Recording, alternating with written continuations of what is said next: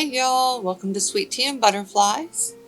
This video is a step-by-step video for a little farmhouse door ornament.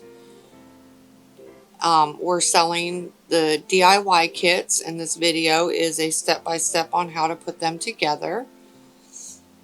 So in this kit you'll get the, what is it, five tumbling tower blocks. You'll get a little wooden embellishment, either in, I've got several of them. I've got trucks, I've got candy canes, reindeer, snowmen. So you'll get one of those in there. You'll get the little ball that I used for the doorknob.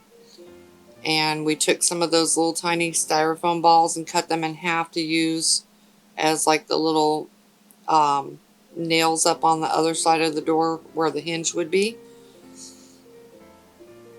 And you'll also get you'll get 4 of those half pieces in case you lose one, and you'll get 2 of the little doorknob things in case you lose one because they're tiny.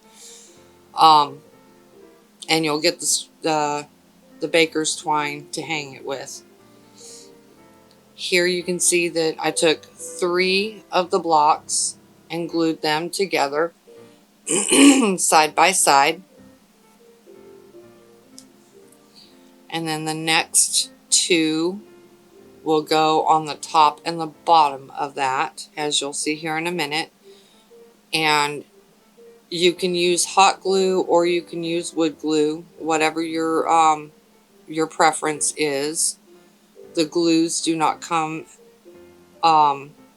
in the kit, nor do the paints, because we want you to be able to paint it the colors that you want, instead of being stuck with hokey colors that may not go with your decor. These are just something that DIY to put together, that you can sit down with the kids or the grandkids and do. So not only are you creating an ornament to hang on the tree, or a couple of ornaments to hang on the tree, you're creating memories that when you see that ornament hanging on your tree years from now, it'll bring back the memory of sitting there with and creating with either your kids or your grandkids. So on here, this one has the candy cane, and I took some white Waverly chalk paint. Actually, no, this is the Hobby Lobby brand of chalk paint. I painted it white, and I used the heat tool to dry it. And then I turned around and painted the edge, around the edge.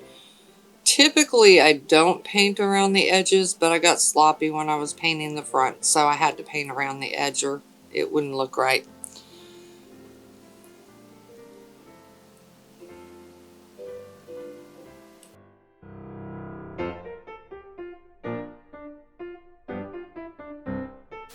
If you like the content that you're watching, please consider liking, subscribing, commenting, and sharing. Hit the notification bell so that you get notified each time we upload new content.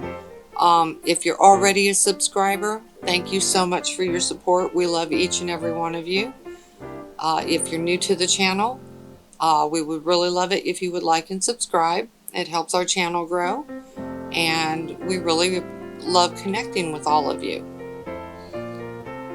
So here, I got done painting the white on there, and I'm taking some of the Waverly Crimson and going through in the little stripes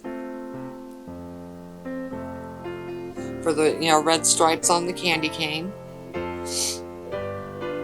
And after that dried, I took some of that metallic red. It's a folk art metallic red, and put it over the top just to give it just a little bit of shimmer.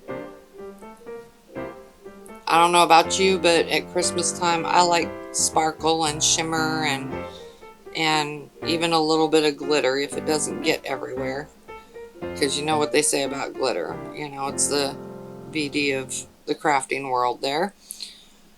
It gets everywhere and seems to multiply.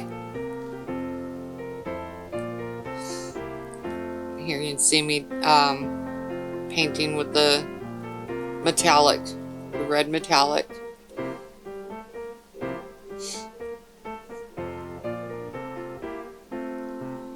So I'd love to hear and leave a comment in the comments below. What is your favorite Christmas decor or theme? Do you use traditional colors of like the reds and greens and golds and silvers, or do you do a different type of theme? I've always loved purple. It's my favorite color. So my tree, in the past when I've put one up, has always been done in like Mardi Gras colors, because I think I was born in the wrong state. I would have I would have done great in New Orleans. But now that I live in a tiny house, I don't put up a tree. I don't have room. So my decorating is basically confined to a tiered tray on my coffee table. I've thought about decorating outdoors. I just haven't done it the last few years, but I may start working on doing a little more decorating. I end up spending more time making decor items for all of y'all than I do decorating my own house. That's pitiful, right? So with this door, I painted it white, and again with this, it's your project, it's your ornament, it's your interpretation. So definitely use the colors that inspire you, that fit your decor. I also went through and distressed it some with some Waverly antiquing wax,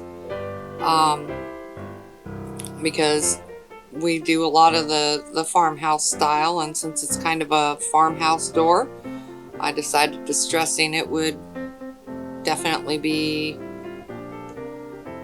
called for. That's what I'm looking for. I can't talk tonight, y'all.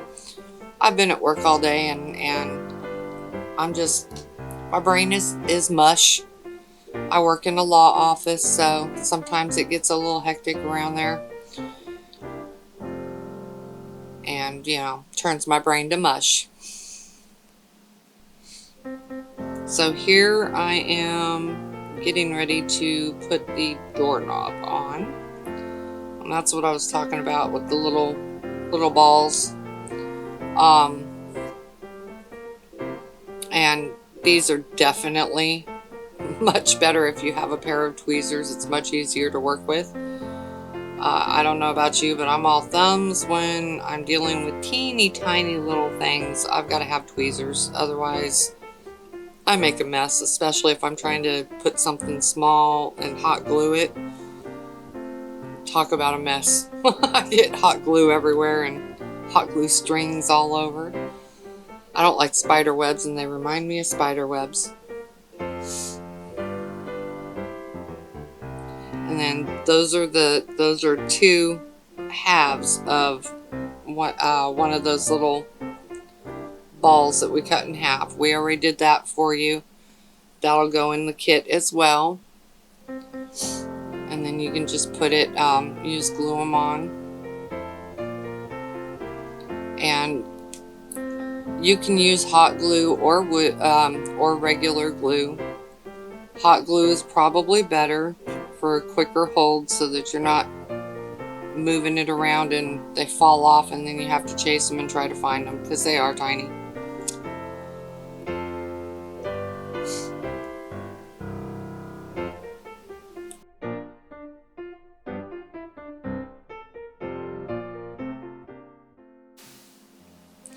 We would love it if you'd follow us on our social media accounts. We're on Facebook, Instagram, Pinterest, and we have our own chat group on our website for crafty inspirations, ideas, collaborations, anything that you can think of that has to do with being crafty.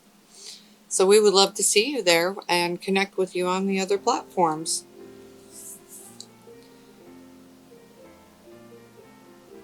Now you see how I put those 2 of them up at the top, and then I'll put 2 down toward the bottom on that kind of where the hinge would be screwed on there.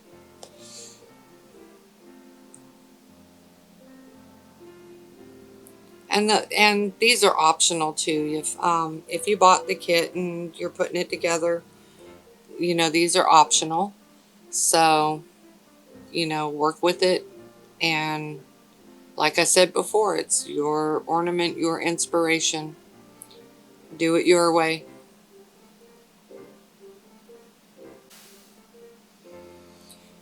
And if you're working with one of our kits and you have a question, feel free to email me at julie@sweetteaandbutterflies.com.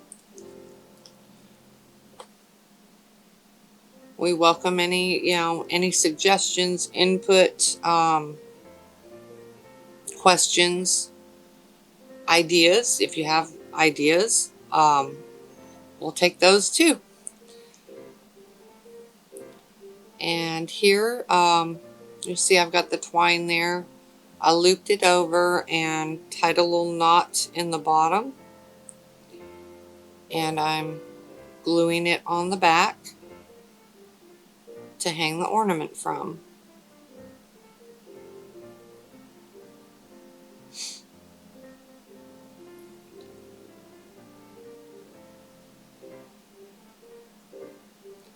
And there, you can see where I've got it on the back there. And then you just trim the tails up.